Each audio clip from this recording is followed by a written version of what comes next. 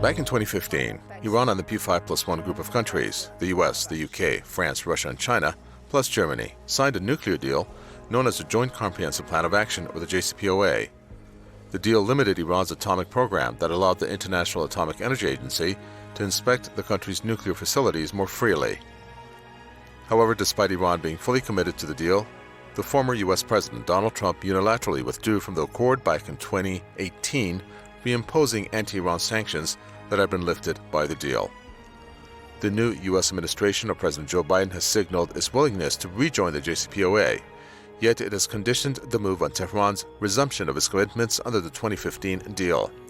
However, Tehran says that Washington must take the first step, as it walked away from the deal back in 2018. Since the U.S. backed out of the deal, it should take the first step. The one that broke the deal must return to it sooner and knows that Iran is ready to fulfill its commitments. 1 year after Washington's withdrawal from the deal, Tehran began scaling down its nuclear commitments. Tehran says this move is in line with the 2015 nuclear deal and a response to the failure of the remaining signatories to fulfill their commitments. The top Iranian security official has ruled out any step-for-step return to the 2015 nuclear deal. He has said that Iran will resume its Jcpoa commitments only if the U.S. removes its unilateral sanctions. Talking to Press TV, the Iranian official said not until the sanctions are lifted will Tehran hold talks with Washington. Such a stance was the theme of the remarks made by Iran's leader, Ayatollah Sayyid Ali Khamenei, during a speech last month. اگر میخوان به تعهدات برجامی برگرده باید آمریکا تحریم ها رو کلاً لغو کنه. اون هم نه به زبان و روی کاغذ که بگه لغو کردیم، نه.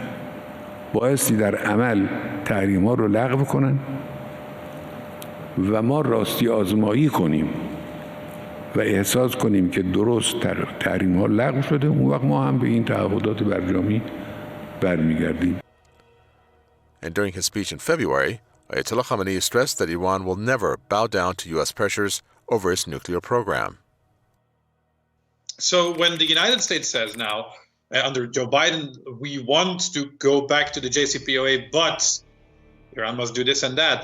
In fact, what comes after the but is irrelevant, because there should be no ifs, ands, and buts in this entire story.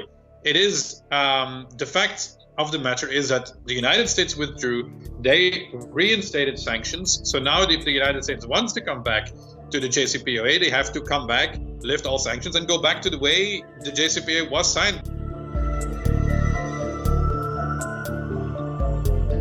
Israel is the most worried about a possible revival of the 2015 nuclear deal between Iran and the world powers. It believes that Iran is after its destruction, an accusation that Iran has rejected. After all, it has been Israel who has threatened Iran with military action time and again. For example, just days ago, Israeli jets escorted U.S. B-52 bombers in the region as a signal to Iran. B-52 bombers usually carry nuclear bombs, which makes it very ironic that the U.S. and Israel would send this signal to Iran, who is pursuing its civilian nuclear program. Last week, the Israeli Minister of Military Affairs, Benny Gantz, told Fox News that Tel Aviv is updating its plans for striking Iranian nuclear sites, and that Israel has identified numerous targets inside of Iran. In response to Gantz's threat, Iran's Defense Minister, Brigadier General Amir Hatami, said that Tehran would raise Tel Aviv and Haifa if Israel committed any mistake.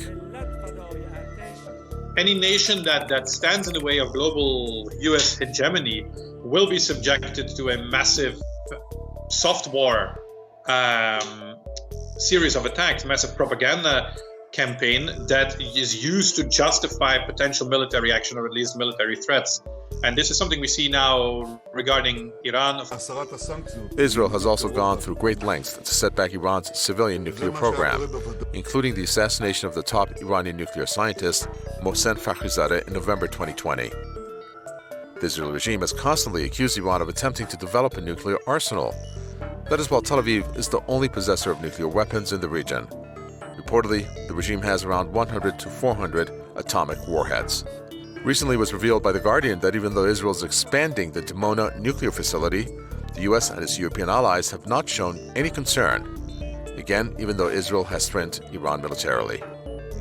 Last month, Iran's Foreign Minister, Mohammad Javad Zarif, told Press TV while the Israeli regime is allowed to go ahead with such non-conventional activities, any talk about concerns regarding Iran's peaceful nuclear energy program is nonsense. So while the U.S. is pressuring Iran to begin talks without lifting sanctions, Iran has started enriching uranium with a third set of advanced IR-2 centrifuges at its underground plant at Natanz, amongst other advances. Iran has also threatened to stop enforcing Article 36 only if all sanctions are lifted, and it has also said that it will further reduce Jcpoa commitments soon if all sanctions are not lifted.